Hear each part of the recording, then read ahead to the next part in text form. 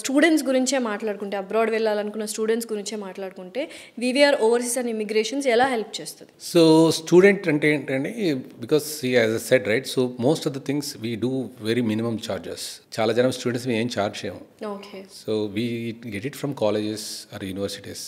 Okay, we don't charge anything from the student. See, if you see here, I see a lot of consulting companies, they are charging 50,000, 2 lakhs for getting admissions and all things. As I said, it is a service based. We want to give back to the society. So lot of people, they don't have awareness about what country, what type of quality university they are getting in. So they don't know. So we guide them with lot of things. So genuine గా హానెస్ట్గా మా వాళ్ళు service చేస్తారు. అన్ని ట్రాన్స్పరెంట్గా ఉంటుంది. Along with it, if it is a Canada are like UK, Australia, friends చాలా మా వాళ్ళు ఉన్నారు కదా, మా టీం ఏం చేస్తుంటే వాళ్ళకు accommodation help, pickup from airport, so care taking. So వాళ్ళకి ఏమైనా ఇనిషియల్గా ఏమైనా లివింగ్ కానీ ఏమైనా ఇబ్బంది ఉన్నా వీ టేక్ కేర్. కెనడా అయితే మేము ఏంటి సో మాదేంటంటే ఈ ఇమిగ్రేషన్లో ఒక స్టూడెంట్ వచ్చిన తర్వాత ఎయిర్పోర్ట్ పికప్, అకామిడేషన్ చూసుకున్న తర్వాత కూడా if they need it they can stay the accommodation where we provide. After that if they want they can move out, which is not a contract or mandatory they have to stay with us. We have to make sure they are comfortable with the environment and culture, country and all.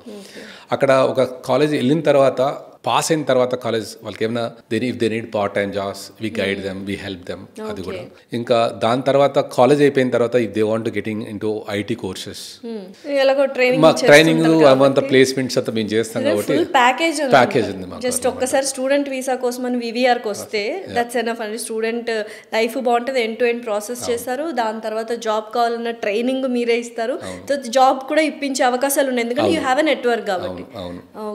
Network కాదు, this officially we do it. Okay. So we train them. మేము training కూడా ఎలా ఉంటుందంటే, మా training we don't train in a batch.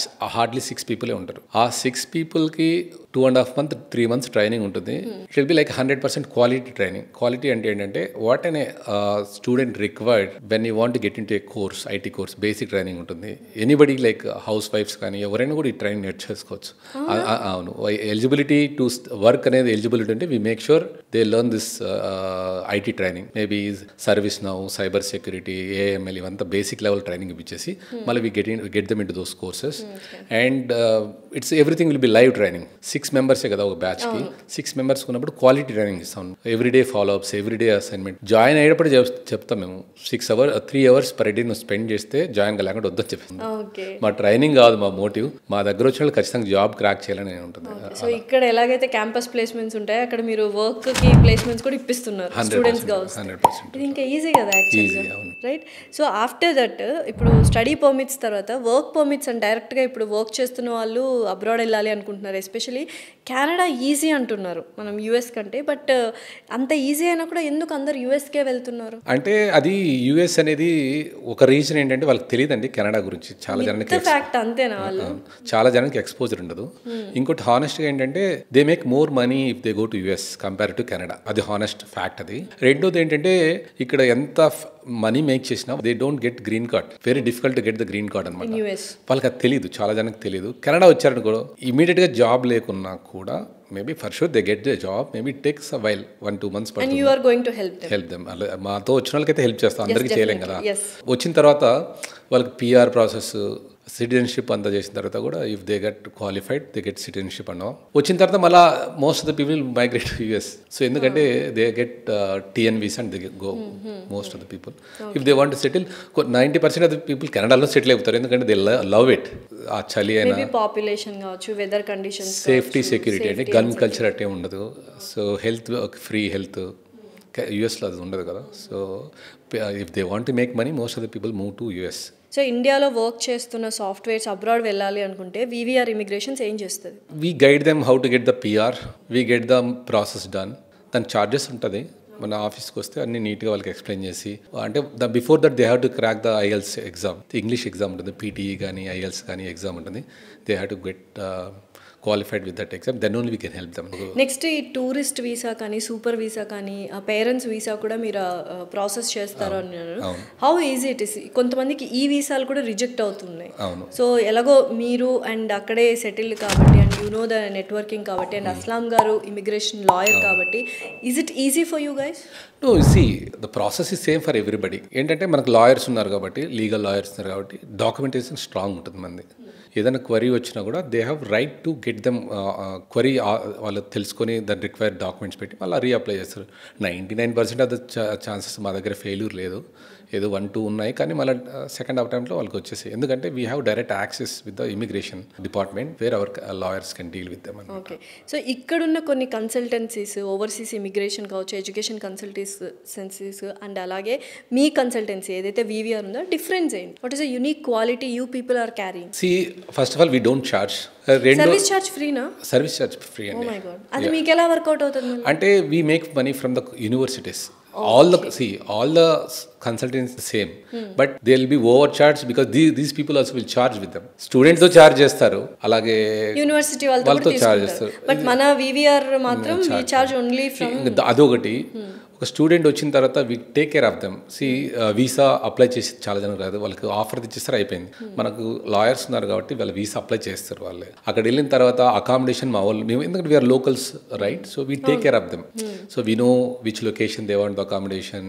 అక్కడ వచ్చిన తర్వాత airport pickup, వాళ్ళ కెరీర్ గైడెన్స్, కాలేజ్ అయిన తర్వాత ఈ ట్రైనింగ్స్, ప్లేస్మెంట్స్, మళ్ళీ వాళ్ళకు PR guidance, citizenship guidance. If they want to migrate to US, again we do the guidance related to all this. So end to end మేము ఒక student వచ్చిన తర్వాత జాబ్ తెప్పించి వాళ్ళు అబ్జర్వ్ చేసి ఆ కంట్రీలో వాళ్ళకి కావాల్సిన నీడ్స్ అన్ని ఫుల్ఫిల్ చేసి వాళ్ళు if they want to migrate to America also it is easy to migrate అనమాట. సో ఇవంతా we take us. So that is the main difference right. So nobody can do this. So ఇక్కడ చాలా మంది కొన్ని consultancies, అందరూ కొన్ని consultancies స్టూడెంట్స్ని మోసం చేస్తున్నాయి, వీసా రిజెక్ట్ అయింది, ఇట్స్ యువర్ అంటే మీ ఎండ్ నుంచే రాంగ్ ఉంది అని దులిపేసుకుంటున్నారు, చేతులు దులిపేసుకుంటున్నారు. అందులో ఆ మోసాలు ఏంటి? What are the things they are doing? కొన్ని ఏంటంటే వీళ్ళకు నాలెడ్జ్ ఉండదు, స్టూడెంట్స్కు నాలెడ్జ్ ఉండదు. ఇక్కడ కన్సల్టింగ్ వాళ్ళకు కూడా, కంపెనీ వాళ్ళకు కూడా 90% ఆఫ్ ద కంపెనీ వాళ్ళకు కూడా నాలెడ్జ్ ఉండదు, ఎందుకంటే ఇమిగ్రేషన్ ప్రాసెస్ వాళ్ళకి తెలియదు. So anyhow they want to get offer letter, they contact third party and they get the offer and they do it. So వాళ్ళు రైట్ కంపెనీతో చేశారా, రైట్ యూనివర్సిటీతో డీల్ చేశారా లేదా వాళ్ళకు కూడా తెలియదు, ఎందుకంటే they don't know. They send the offer or which province ఏది వీళ్ళకేం తెలియదు. సో అట్లా తీసుకుంటారు. వీళ్ళకి when you are ignorance you will be cheated. Student ignorance, consulting వాళ్ళకు కూడా అంత నాలెడ్జ్ ఉండదు, వాళ్ళు ignorant. So at the end ఎవరు ఫెయిల్యూర్ అయినా వీళ్ళ మీద స్టూడెంట్స్కే నష్టం. సో అవన్నీ మాకు తెలుసు కదా, మళ్ళీ ఇమిగ్రేషన్ లాయర్స్ ఉన్నారు కాబట్టి మా వాళ్ళు they know what is the best they can do, what is the suggestions కానీ రైట్ వేలో ఉంటుంది అనమాట. అది. సో ఇప్పుడు ఇండియాలో ఉన్న స్టూడెంట్స్ చదువుకుంటుంటారు, వాళ్ళు వాళ్ళ స్టడీ అయిపోయిన తర్వాత అబ్రాడ్ వెళ్ళాలి అనుకుంటారు. సో అబ్రాడ్కి వెళ్ళాలనుకున్న స్టూడెంట్స్కి డూస్ అండ్ డోంట్స్ ఏంటి? ఏ కంట్రీ అయినా అవ్వచ్చు. సో ఒకటేంటంటే ఫస్ట్ ఆఫ్ ఆల్ ఎవరైనా ఆస్పిరెంట్స్ ఉన్నారనుకోండి, they have to be strong with English అనమాట. ఇంగ్లీష్ ఎగ్జాము, ఇంగ్లీష్లో స్పీకింగ్, రీడింగ్, రైటింగ్, లిజనింగ్, ఇవి from the day one, at least from the intermediate తర్వాత they should start learning. Practice చేస్తుంది at least everyday 1 hour అట్లా spend చేసుకొని if they improve their skills in English, that is the best thing I can suggest for every student. అది ఉందనుకోండి, it is easy to see. Academics ఎట్లా వాళ్ళు pass అయిపోతారు, first class వస్తుంది, ఎందుకంటే our guys are almost everybody are strong with academics. So ఇంగ్లీష్లో చాలా lagging. మన ఆంధ్ర వాళ్ళు 90% of the Andhra, mainly Andhra and Telangana 90% of the students are మన రూరల్ బ్యాక్గ్రౌండ్స్ నుంచి వచ్చిన వాళ్ళకు ఇంగ్లీష్తో ప్రాబ్లం ఉంది, although they are from English medium background. ఇప్పుడు నా దగ్గర చాలా, మా ఆఫీస్కి చాలా జనం వస్తుంటారు స్టూడెంట్స్, వాళ్ళు they are ready to go but they are not ready to take the exam. IELTS అంటే భయపడతారు. Most of the students they go for UK, that is also one of the reason. IELTS ఉండదు. ఈజీగా ఉంటుందా యూకేలో survival అంటే ఎక్కడైనా అంతే అండి, అది కూడా ఓవర్ క్రౌడ్ అయిపోతుంది స్టూడెంట్స్తో. ఇప్పుడు ఎవరన్నా కానీ ఒక కంట్రీకి ఎక్కువ వెళ్ళిపోయారు అనుకోండి, ఓవర్ క్రౌడ్ అవుతుంది, వాళ్ళకు పార్ట్ టైం జాబ్స్ ఇవన్నీ డిఫికల్టీస్ ఉంటాయి, కొద్ది ఛాలెంజెస్ ఉంటాయి. బట్ ఎస్, ఆ కంట్రీస్లో ఏంటంటే it is easy to see.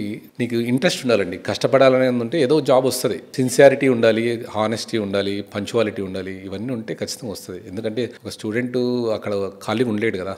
They get something they do. ఆ నాలెడ్జ్కి ప్రతి ఒక్క స్టెప్లోనూ స్ట్రగుల్ ఉంటేనే నీకు నాలెడ్జ్ వస్తుంది, సక్సెస్ వస్తుంది. స్ట్రగుల్ లేకుండా డైరెక్ట్ జాబ్ ఇస్తే నీకు సర్వైవల్ ఫర్ ద ఫీటెస్ట్ అన్నట్టు ఖచ్చితంగా నీకు if you want to be successful you have to struggle. So అబ్రాడ్కి వెళ్ళాలి అనుకున్న స్టూడెంట్స్ అంటే వెళ్ళే ముందు ఇంగ్లీష్ అనేది వెరీ ఇంపార్టెంట్. వెళ్ళిన తర్వాత డూస్ ఏంటి కంపల్సరీ చెయ్యాలి? సో డూస్ ఏంటంటే అక్కడ కెనడా లా ప్రకారంగా కొన్ని ఎనీ కంట్రీ ఒక సర్టన్ అవర్స్ ఉంటుంది అంతే. 40 hours per week, 20 hours per week నువ్వు మాత్రం జాబ్ చేయాలి. ఆ 20 hours నువ్వు జాబ్ చేస్తే నీకేం ప్రాబ్లం ఉండదు. మన వాళ్ళు ఏంటంటే మోర్ దెన్ దట్ వర్క్ చేస్తారు, క్యాష్ జాబ్ చేస్తుంటారు, ప్రాపర్ డాక్యుమెంటేషన్ ఉండదు పేకి అంతా. సో ఇవి తెలిసినప్పుడు చాలా ఛాలెంజెస్ ఉంటాయి వాళ్ళకి. తెలియకుంటే ఎవరు పట్టించుకోరు, తెలిసినప్పుడు it they have to face A problems.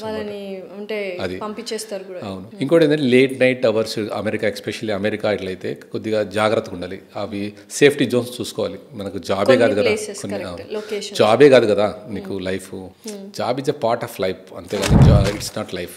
So night ఎక్కడ నైట్ లైఫ్ సెక్యూరిటీ ఎక్కడ ఉంది, మంచిగా ఉందా, what type of job I'm doing, అలోన్గా ఉన్నానా, నాకు థ్రెట్ ఉంటుందా లైఫ్కు, they have to understand the circumstances కూడా తెలిసి ఉండాలి. అది పోతే అది స్టడీ చేయాలి, లేదంటే తెలియనప్పుడు వాళ్ళ ఫ్రెండ్స్నో లేకుంటే వాళ్ళ ఎవరు సీనియర్స్నో అడిగి తెలుసుకోవాలి. ఆపర్చునిటీస్ కూడా ఎలాంటి ఆపర్చునిటీస్ ఉన్నాయి, ఆ లోకల్ ఏరియాలో ఎక్కడ సేఫ్టీ ఏరియా అది తెలుసుకొని ఆ జాబ్స్ తీసుకుంటే బెటర్. కొంతమంది ఏంటంటే క్యాష్ జాబ్స్ అని ఇట్లని సేఫ్టీ ఏరియాస్ కాకుండా కూడా వెళ్తుంటారు. అక్కడ గన్ కల్చర్ ఎక్కువ ఉంటుంది యూఎస్లో కూడా.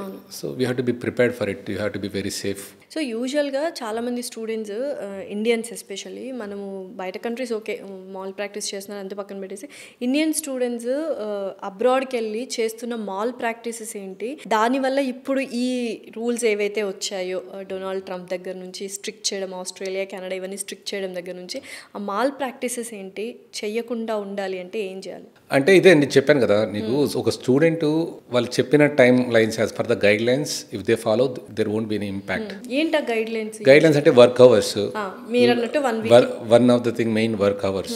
ఇంకోటి ఏంటంటే ఫస్ట్ థింగ్ అది డ్రింక్ అండ్ డ్రైవ్, ఇది కూడా చాలా జనము, డ్రగ్స్ ఇవి. ఇంకోటి అయితే ఇప్పుడు మనం కొన్ని రీసెంట్గా చూసాము ఇటు రాబరీస్ అని స్టూడెంట్స్, ఇవన్నీ ఏంటంటే వీళ్ళకి ఆపర్చునిటీస్ లేనప్పుడు ఇవి స్టార్ట్ అవుతాయి. ఇంకోటి ఏంటంటే కాన్ఫిడెన్స్ ఎప్పుడు ఇట్లా చేయడానికి ఉందంటే వాళ్ళ ఫ్రెండ్స్. సో కొన్ని రైట్ డైరెక్షన్లో వాళ్ళ ఫ్యామిలీ గురించి ఆలోచించుకొని మనం ఎందుకు వచ్చాము ఇక్కడ ఈ కంట్రీకి అనేది వాళ్ళు కామన్గా ఆలోచించుకుంటే, వాళ్ళు సెన్సిబుల్గా ఆలోచిస్తే, వాళ్ళ పేరెంట్స్ గురించి ఈ థాట్స్ ఉంటే అలా చేయరు. ఏ స్టూడెంట్ కూడా 99% of the students they are very good, only 1-2% of the students ఇట్లా ప్రాబ్లమ్స్ ఉంటాయి. అది ఎక్కడైనా ఉంటుంది. So I don't think our guys will do bad things నేను అట్లా అనుకోను. కానీ ఎందుకంటే వాళ్ళు లోన్ తీసుకొని వచ్చింటారు, లోన్ కట్టలేకపోతుంటారు, కాలేజ్ ఫీజు కట్టలేకపోతుంటారు, వాళ్ళకు ఆడ్ అవర్స్లోనే టైం జాబ్ దొరుకుతుంది. For sure they want to go for it. ఇట్లాంటివన్నీ తప్పు చేస్తుంటారు. సో దే వాంట్ అట్లా వచ్చే ముందే వాళ్ళ ఫైనాన్షియల్ స్టేటస్ కానీ అవన్నీ క్లియర్గా చెక్ చేసుకొని వస్తే బెటర్. ఈ 2-3 months జాబ్ లేకున్నా I can survive, I can pay my instalment, ఆ థాట్ ఉండాలి వాళ్ళకి. వాళ్ళ పేరెంట్స్ కూడా ప్రిపేర్ అయి ఉండాలి. నేను వాళ్ళకి ఇంట్లో వాళ్ళకి వచ్చి ఏం లేకుండా నేను చేసుకుని వచ్చేస్తా, ఐ టేక్ కేర్ ఇట్లా వచ్చినప్పుడు దే విల్ బీ కమిటెడ్. వాళ్ళ పేరెంట్స్ చెప్పింటారు no you pay only this fees, remaining thing I will take care అనే భరోసా ఇచ్చినప్పుడు ఈ చిన్న ప్రాబ్లమ్స్ వస్తుంటాయి ఒక స్టూడెంట్కి. They have to take the extreme steps అనమాట. సేఫ్టీ లేని ఏరియాకి వెళ్ళి వర్క్ చేయడం ఇలాంటి ఉంటాయి.